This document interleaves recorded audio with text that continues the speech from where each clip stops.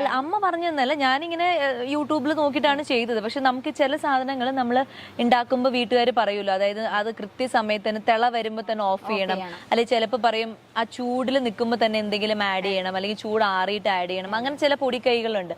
അതെവിടെയോ ഒന്ന് മിസ്സായി. അത് എന്താണ് ഞാൻ ഇതുവരെ കണ്ടുപിടിച്ചിട്ടില്ല. പായസം പിരിഞ്ഞു പോയി. ഒന്നുകൂടെ ഉണ്ടാക്കി നോക്കാം, അപ്പൊ നമുക്ക് അറിയാലോ എന്താണ് മിസ്റ്റേക്ക് പറ്റിയത്.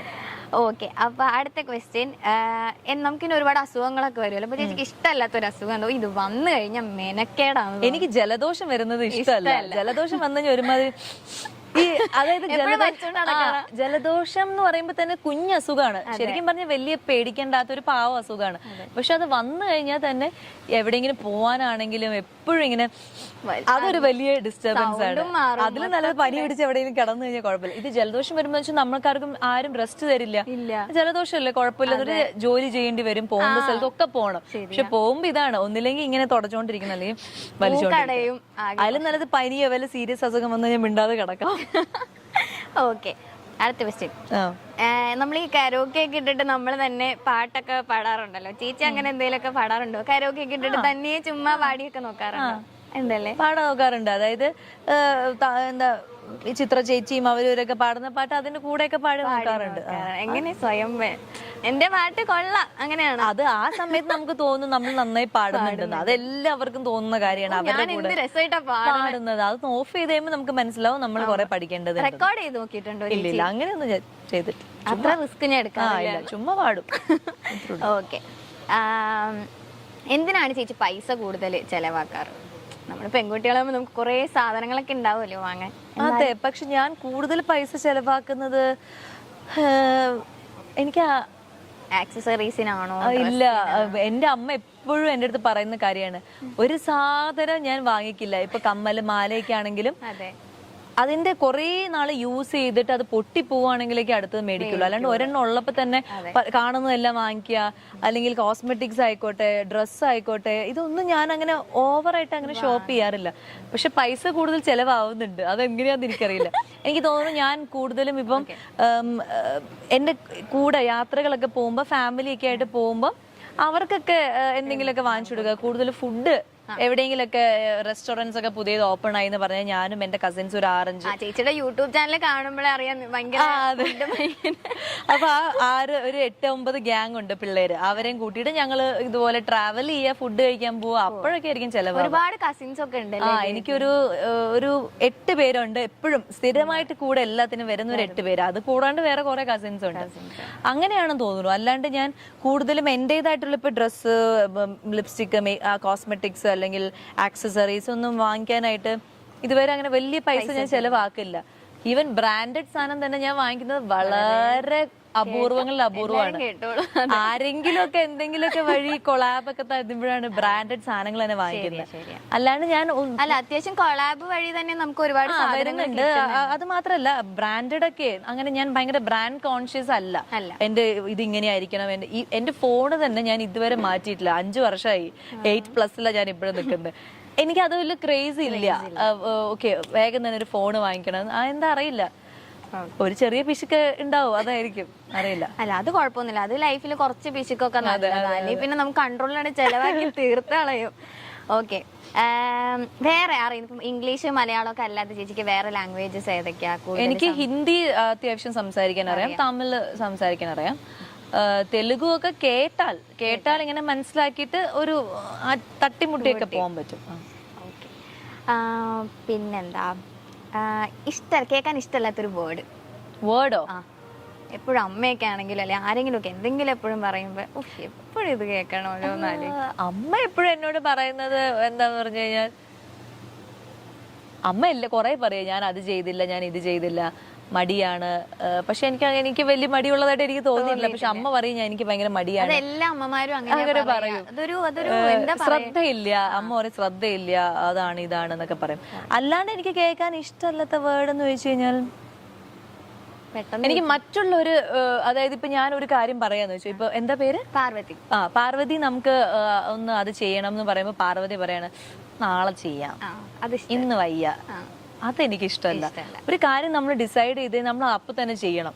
അത് എന്ത് കുഞ്ഞു കാര്യമാണെങ്കിലും അത്. അല്ലാണ്ട് ചില ആൾക്കാർ ഒരു റീസണും ഇല്ലാണ്ട് നാളെ ചെയ്യാന്നേ പിന്നെ എന്ന് പറയും. അത് അത് മറ്റുള്ളവർ പറയുന്നത് കേൾക്കാൻ എനിക്ക് ഇഷ്ടമല്ല. ഞാൻ പറയാറുണ്ടോ എന്ന് ചോദിച്ചു കഴിഞ്ഞാൽ അറിയില്ല, ഉണ്ടാവായിരിക്കാം. പക്ഷെ എന്തെങ്കിലും അത്യാവശ്യ കാര്യങ്ങൾ, അതായത് നമ്മുടെ വർക്ക് റിലേറ്റഡ് ആയിട്ടുള്ള കാര്യങ്ങളോ അങ്ങനെയൊക്കെ വരുമ്പോൾ ഞാൻ പറയാറില്ല എന്നാണ് എനിക്ക് തോന്നുന്നത്. അല്ലാണ്ട് ഇപ്പൊ എവിടെയെങ്കിലും പോവാം, വാ നമുക്ക് ഇന്ന് അവിടെ പോവാം, ബിരിയാണി കഴിക്കാൻ പോകുന്ന ചിലപ്പോൾ ഞാൻ പറയായിരിക്കും നാളെ പോവാം അങ്ങനെ. എന്നാൽ നമുക്കിനി അടുത്ത ഒരു സെഗ്മെന്റിലേക്ക് പോവാം. ചെറിയൊരു ടാസ്ക്, ഒരു കുഞ്ഞു ടാസ്ക്. ചേച്ചിയുടെ ഏതെങ്കിലും ഒരു സെലിബ്രിറ്റി ഫ്രണ്ട്, ഒരുപാട് ഫ്രണ്ട്സ് ഉണ്ടാവുമല്ലോ, അപ്പൊ ആരെങ്കിലും വിളിച്ചിട്ട് August 25 നമ്മുടെ കുടുക്ക് 2025 റിലീസാണ്, പോയി കാണണം ഒന്ന് പറയണം.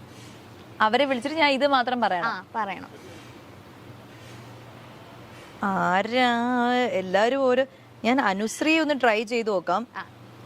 അവൾ എവിടെയോ യാത്രയിലാണ്, എനിക്കറിയില്ല ഫോൺ എടുക്കുമെന്ന്.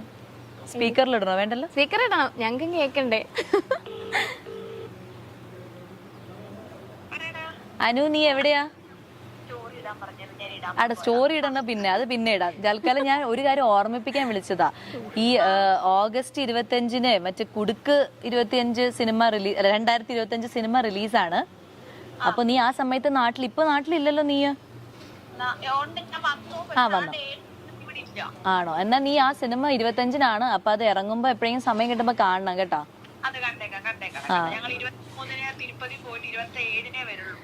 ഓ അത് ശരി. ഓക്കെ. അപ്പൊ ഇന്ന് ഞാനിപ്പോ ഈ കുടുക്കിന്റെ ഒരു പ്രൊമോഷന് വേണ്ടി നിൽക്കുകയാണ്. അപ്പൊ അവരെന്റെ അടുത്ത് പറഞ്ഞു എന്റെ ഒരു ബെസ്റ്റ് ഫ്രണ്ടിനെ വിളിച്ചിട്ട് കുടുക്ക് കാണാൻ പറയണമെന്ന്. അപ്പൊ ഞാൻ പറഞ്ഞു ഓക്കെ, അനുവിനെ വിളിച്ചിട്ട് പറയാന്ന് പറഞ്ഞു. അതേ ഉള്ളു. അപ്പൊ എല്ലാരും കേട്ടല്ലോ, അവള് കാണും എനിക്ക് ഉറപ്പാ. പിന്നെ നീ സ്റ്റോറി ഇട്ടോ, നിനക്ക് സമയം കിട്ടുമ്പോ ഇട്ടോ. ഓക്കെ ഓക്കേടാ. ഞങ്ങളുടെ നമ്മുടെ ലൈഫ് എക്സ്പീരിയൻസ് ഒക്കെ എത്രയോ വർഷം മുമ്പുള്ള, അതൊക്കെ എനിക്കിപ്പോ ഓർമ്മയില്ല. രണ്ടുപേരും കൂടെ ഒരുമിച്ചുള്ള 12 വർഷം മുമ്പ്. എത്ര വർഷമായി? 12 വർഷമായോ? ഈശ്വര ഞാൻ അറിഞ്ഞില്ലല്ലോ.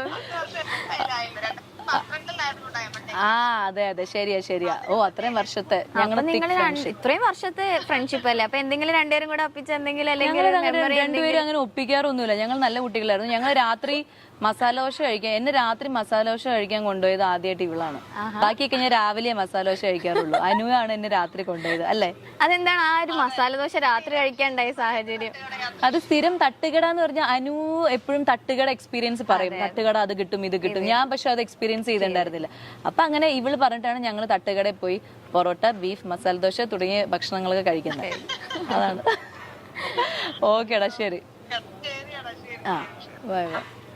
താങ്ക് യു ചേച്ചി.